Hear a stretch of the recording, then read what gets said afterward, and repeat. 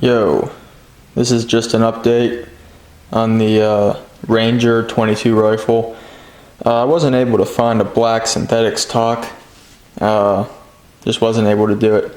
So what I decided to do was get the original stock that had the crack in it. You remember the last video, it was all taped up and there was a bolt run through. I filled the hole with wood filler, but I got this Gorilla Glue, and this stuff's amazing, man. You just damp the inside where you're going to glue it.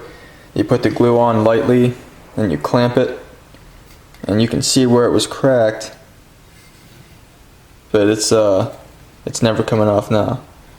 So the stock is back together, and like I said, I just where the bolt ran through here, I took it out and I put some wood filler in there and just sanded it down.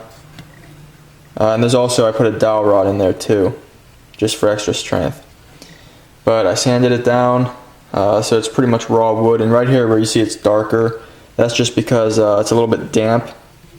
I wiped the whole rifle, or the whole stock, down with a damp cloth after I sanded it down to get all the sawdust and steel wool particles off. I used rough steel wool.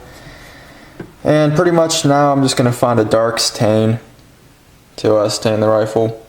I want it to be kind of a dark color because I'm thinking that'll cover up this line. Okay.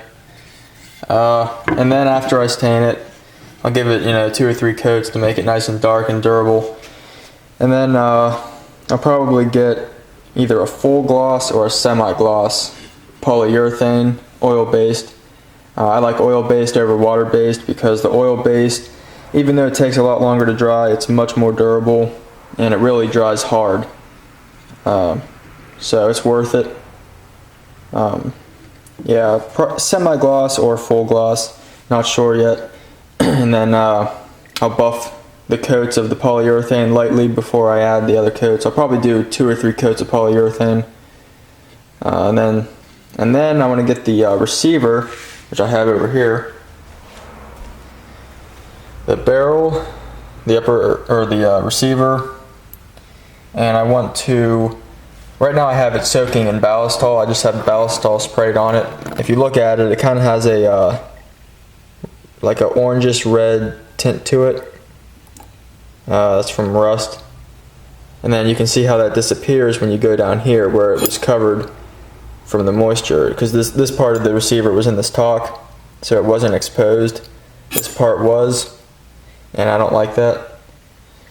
So what I'm going to do is I'm going to get some high heat resistant primer, like they use on car engines or whatever, and then I'm going to get some Duracoat, or not Duracoat, Rust-Oleum spray paint. And I'll probably get a heat resistant version of that, and I'm gonna spray this like a black color. It'll kind of look like parkerization, and you got to remember, this rifle is not even worth 50 bucks, so doing this to it is not going to hurt it. If this was like a really nice rifle that was expensive, I would send it away to get it professionally done, either parkerized or blued.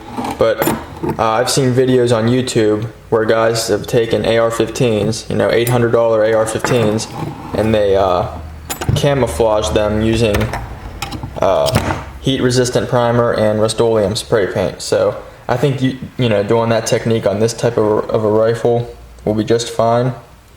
The trigger guard is plastic, so there's nothing I can do with that. And now the bolt itself, you can see it's kind of tarnished right there.